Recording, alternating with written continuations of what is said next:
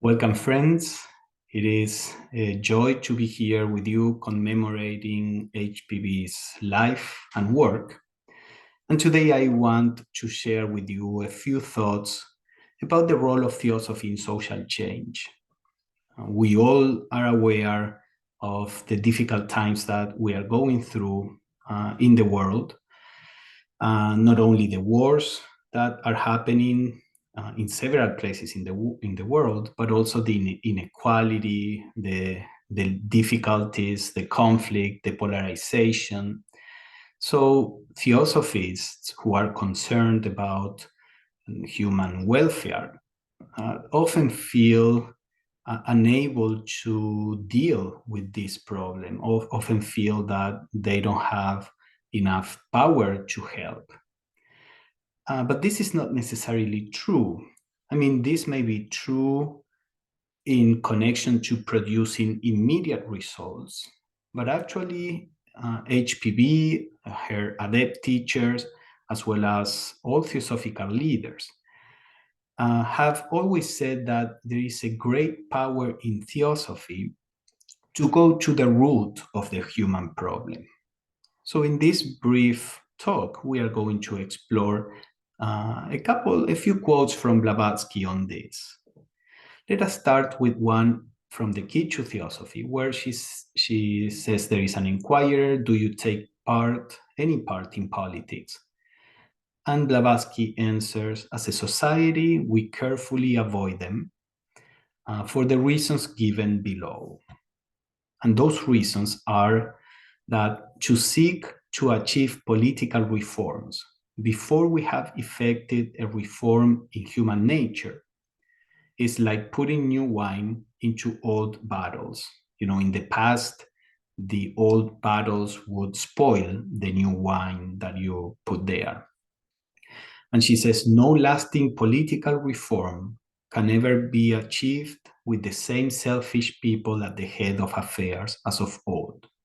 So it is clear that the problem here is not so much a problem of political systems. We have tried all kinds of political systems, and we tend to end up in a similar place, a place of inequality, a place of an unfair distribution of wealth, a place of conflict, confrontation, violence.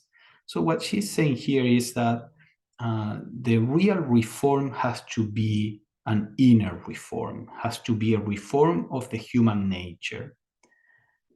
So she continues, it is not violence that can ever ensure bread and comfort for all, nor is the kingdom of peace and love, of mutual help and charity, and food for all, to be conquered by a cold, reasoning, diplomatic policy, but only by the weakening of the feeling of separateness.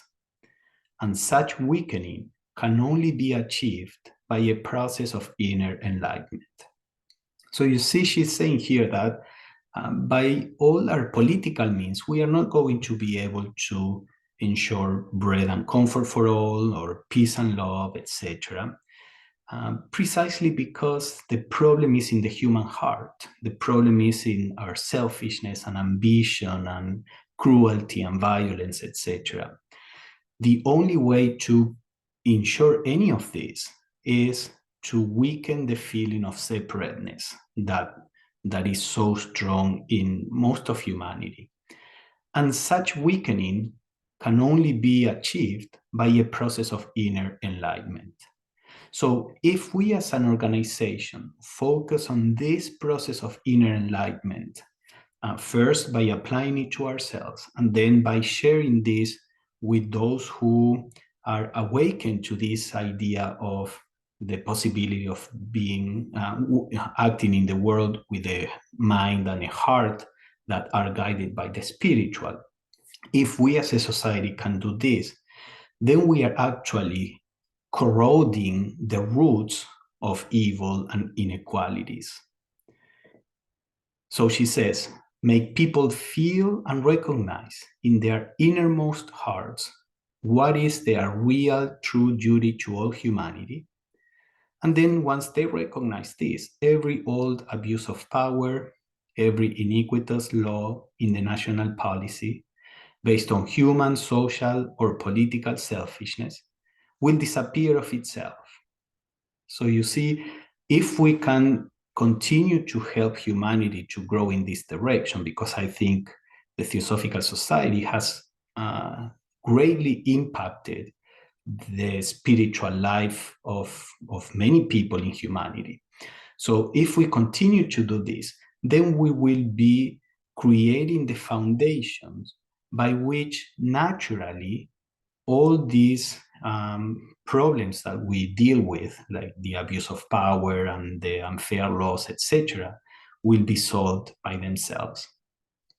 And she says, it is only by the close brotherly union of men's inner selves, of soul solidarity, of the growth and development of that feeling which makes one suffer when one thinks of the suffering of others, that the reign of justice and equality for all can ever be inaugurated.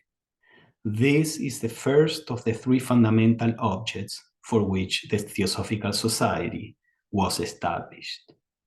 So I think that we are part of a wonderful organization which, in a silent way, is working to address the root of the human program. And I hope that remembering HPV and her message can inspire us to continue with this work.